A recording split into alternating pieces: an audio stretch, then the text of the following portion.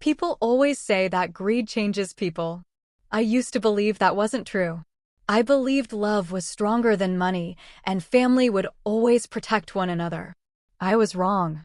My name is Emily, and until last year, I had never taken a single dollar from anyone in my family.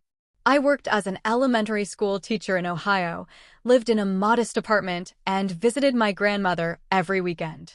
Grandma Eleanor wasn't rich. She lived in the same white farmhouse she'd owned for nearly 50 years.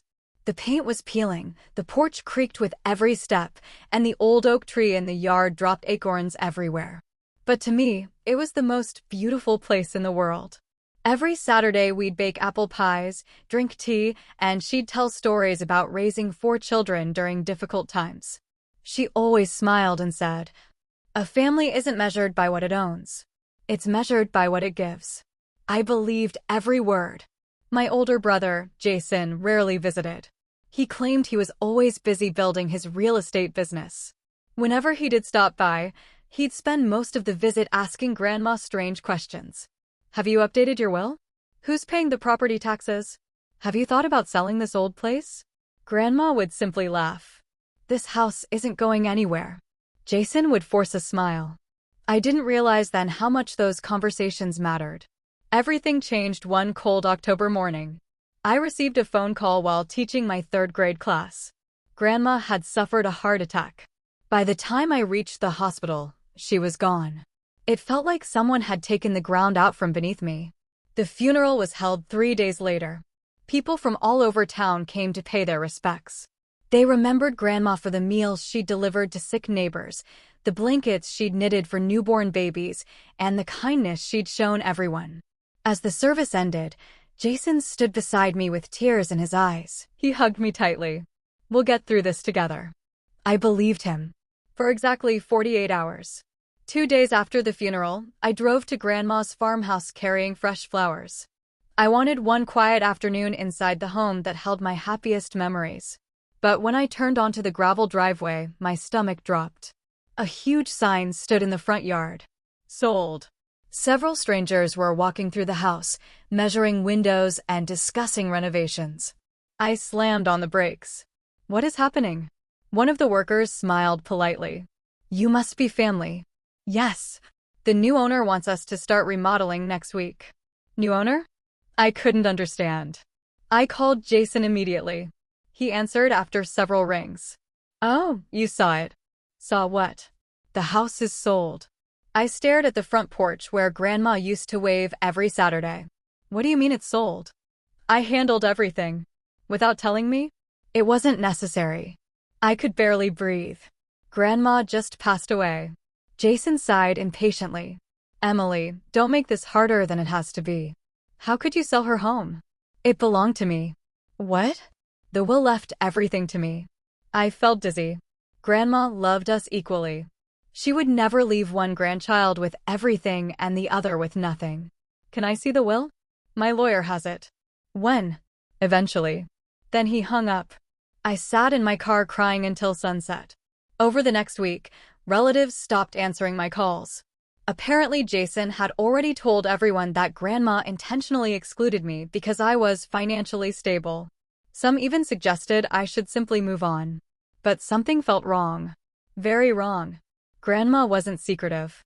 She would never make a decision like that without at least explaining it. Then something unexpected happened. 3 days later, my phone rang. It was Mrs. Parker, Grandma's lifelong best friend. Her voice trembled. "Emily, I think your grandmother wanted you to have something." I froze. "What do you mean?" "She asked me months ago to remind you about the blue Bible in her bedroom, if anything ever happened to her." My heart started racing. The blue Bible? Yes. There was something she kept inside. I looked toward Grandma's house, now locked behind a construction fence. Whatever was hidden in that old Bible. I had a feeling it was about to change everything. The next morning, I drove to Mrs. Parker's house. She was waiting on the porch with 2 cups of tea. When she saw me, she gave me a long hug. "Your grandmother loved you more than words could ever say," she whispered. I fought back tears. Then why would she leave everything to Jason? Mrs. Parker slowly shook her head. "I don't believe she did." Those words sent a chill through me. She reached into her purse and handed me a small brass key attached to a faded blue ribbon. I've been holding on to this for almost a year. I stared at it. What does it open? I don't know, Mrs. Parker replied. Eleanor only told me one thing. She looked me directly in the eyes. If Emily ever needs the truth, tell her to look inside my blue Bible. My hands began to shake. But the house is already sold. Mrs. Parker frowned. Not if the sale wasn't legal. For the first time since Grandma's funeral, I felt a small spark of hope. That afternoon, I called the lawyer who had handled Grandma's affairs for years. His assistant sounded confused. I'm sorry, Miss Carter, but our office isn't handling your grandmother's estate. What? We were never contacted. I almost dropped my phone. You're telling me Jason never came to you? No. Something was terribly wrong. Grandma had trusted that lawyer for more than 20 years. Why would Jason use someone else? I immediately searched the county property records online. There it was. The farmhouse had been transferred just 2 days after Grandma's funeral. That was unusually fast. Most estates take weeks or months before property can legally change hands. I printed every public document I could find. One signature caught my attention. It was supposed to be Grandma's, but it didn't look like her handwriting at all. The graceful loops and careful strokes I remembered were gone. Instead, the signature looked rushed and uneven. The next morning, I parked outside the farmhouse. Construction workers were already removing Grandma's flower beds. Seeing the roses she had cared for over 30 years thrown into a dumpster broke my heart. One contractor noticed me. I'm sorry, he said kindly. The new owner wants everything modern. Before I could answer, our elderly neighbor, Mr. Wilson, slowly walked over. Emily, he whispered, I need to tell you something. What is it? The night before your grandmother passed away, I saw Jason here. My heart pounded. He was arguing with her. What were they arguing about? I couldn't hear every word, Mr. Wilson admitted, but I clearly heard your grandmother say, You'll never force me to sell this house. A chill ran through my body. Mr. Wilson continued. Jason left angry. Your grandmother stayed on the porch crying for nearly an hour. I thanked him quietly. Every new detail made Jason's story harder to believe. That evening, I searched through old family photo albums. One photograph showed Grandma standing beside the antique grandfather clock in the living room. On the back, she had written, Some treasures are hidden where time stands still. I stared at those words. The grandfather clock.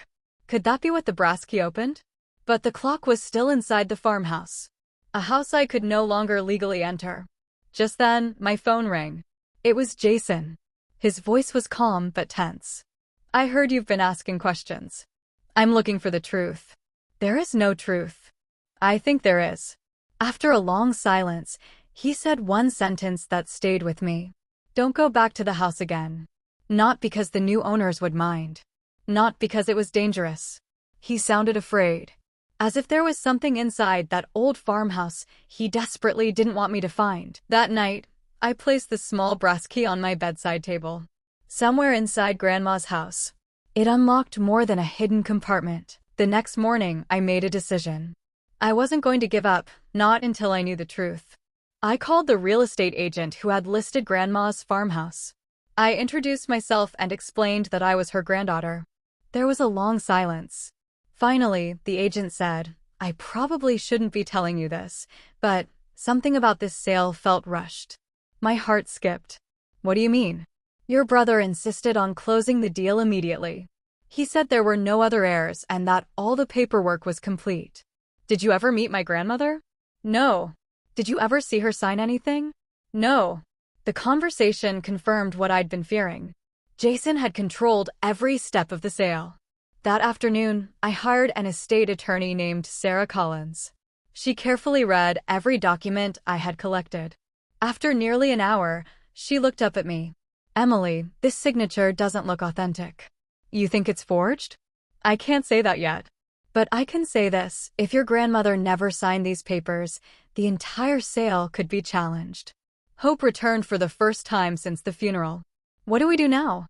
We need evidence.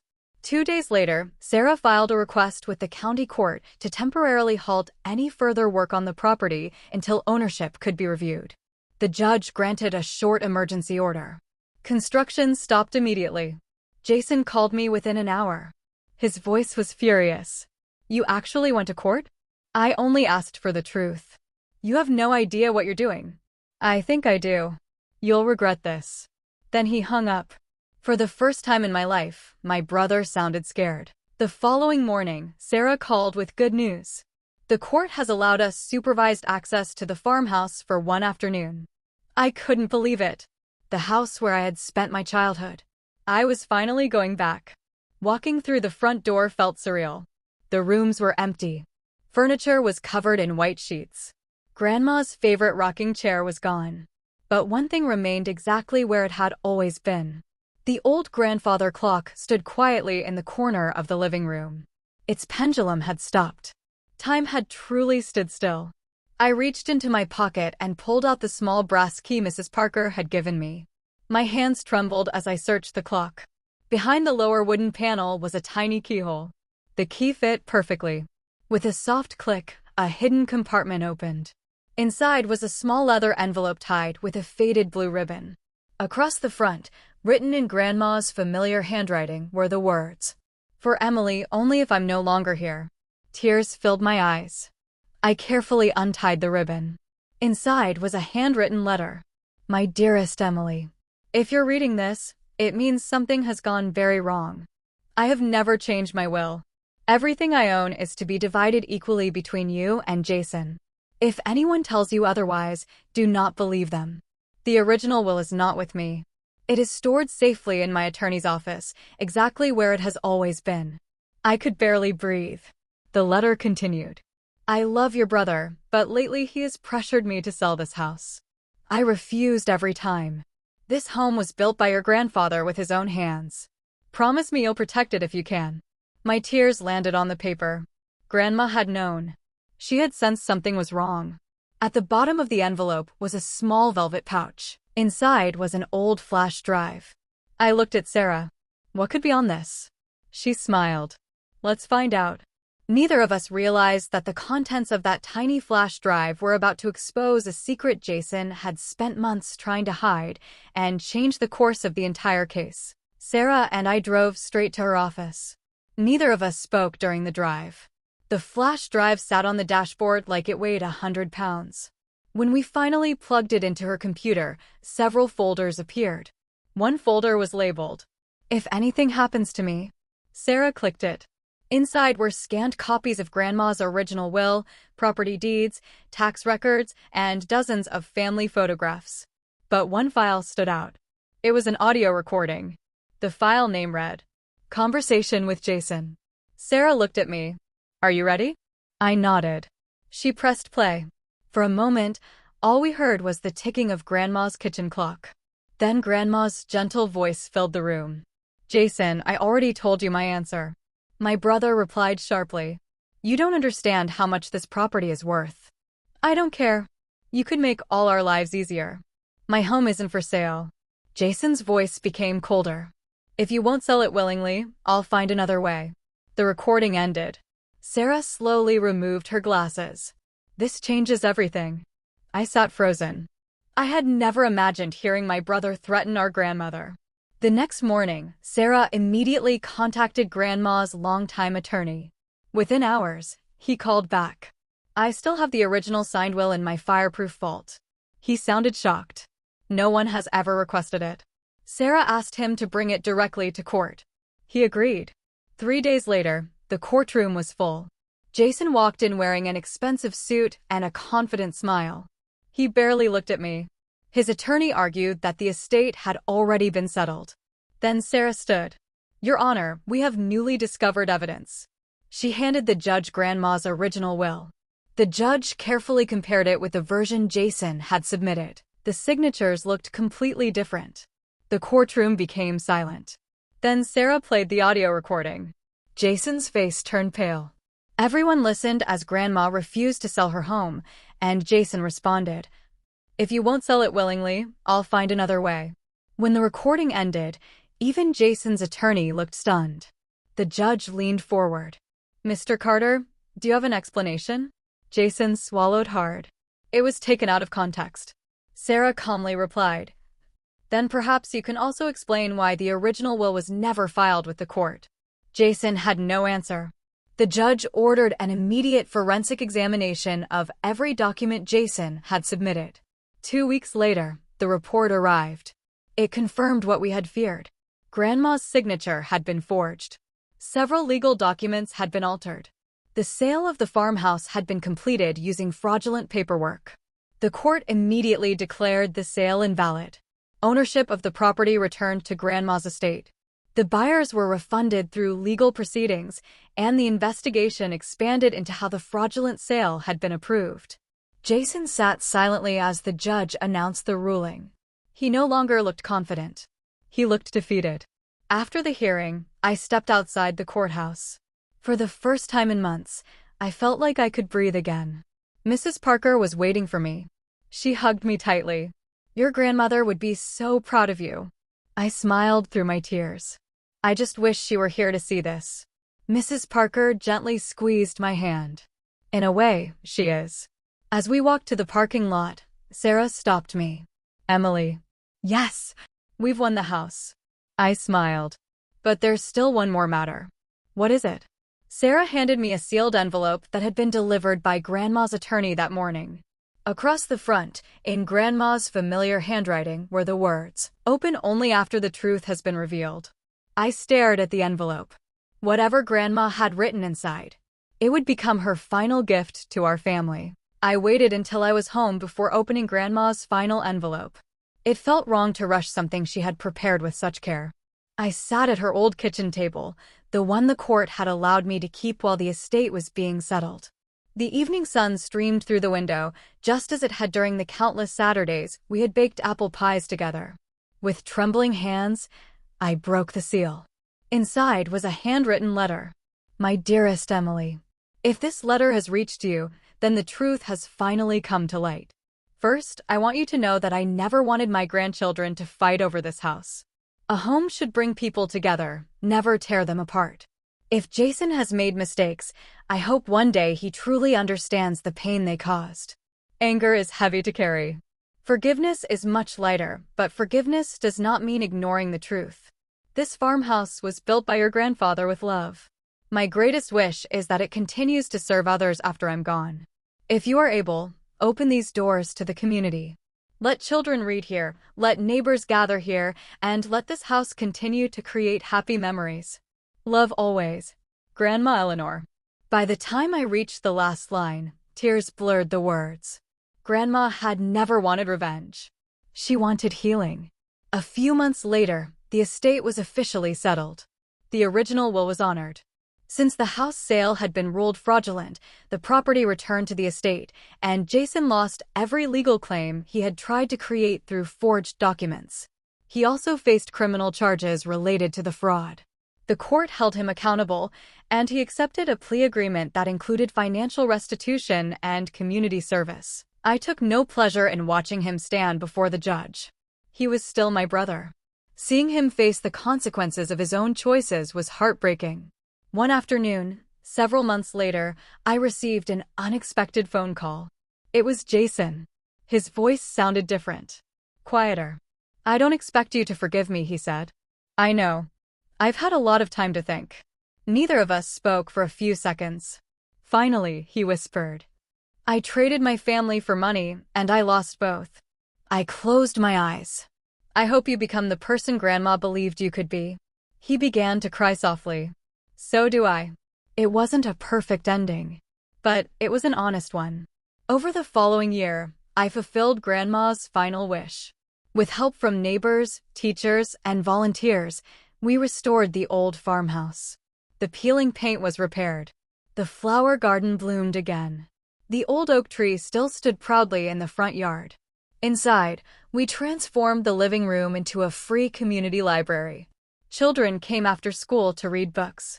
Senior citizens gathered every Wednesday afternoon for tea and conversation. Local artists displayed their paintings on the walls. The house was alive again. Above the fireplace, we placed a framed photograph of Grandma Eleanor smiling on the front porch.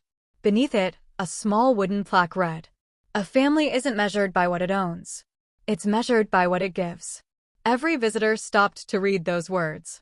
Every visitor smiled. Sometimes I still miss Grandma so much that it hurts. I miss her laugh. I miss the smell of fresh apple pie. I miss hearing the old grandfather clock tick through the quiet evenings. But whenever I see children reading in the library or neighbors laughing together on the porch, I know her spirit lives on. She was right. Money can buy houses. It can buy land. It can even buy expensive furniture. But it can never buy the love that turns a house into a home. And it can never erase the truth. In the end, my brother lost everything he tried to steal. Grandma's legacy wasn't the farmhouse. It wasn't the land. It wasn't the money. Her true legacy was kindness, honesty, and the courage to stand up for what is right. Those were treasures no one could ever forge.